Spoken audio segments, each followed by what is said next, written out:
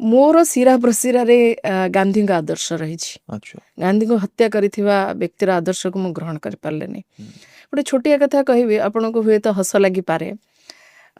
ଆମେମାନେ ଯେତେବେଳେ ରାଜନୀତିକୁ ଆସିଲୁ, ସୁନିଲ ଭାଇ ଆପଣ ମଧ୍ୟ ଦେଖିଛନ୍ତି, ଆପଣ ମଧ୍ୟ ଗୋଟେ ସମୟରେ ଅନେକ କଥା ଶିଖେଇଛନ୍ତି, Yes. ରାଜନୈତିକ କଥା ଶିଖେଇଛନ୍ତି।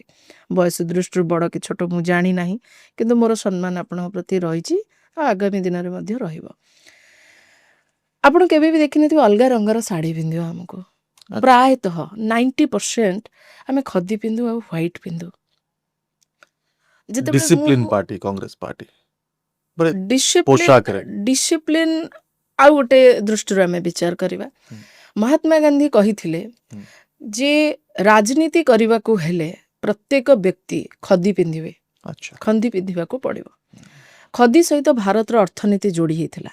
ଏଠୁ କପା ନେଇକି କୋଉଭଳି ଭାବରେ ଇଂରେଜମାନେ ବିଦେଶରେ କପଡ଼ା ତିଆରି କରି ଏଠି ବିକ୍ରି କରୁଥିଲେ, ଯାହାଫଳରେ ଭାରତର ଅର୍ଥନୀତି ଦୁର୍ବଳ ହେଇଥିଲା। ତେଣୁକରି ଖଦି ସହିତ ଅର୍ଥନୀତିଟା ଯୋଡ଼ି ହେଇକି ଥିଲା ଭାରତର।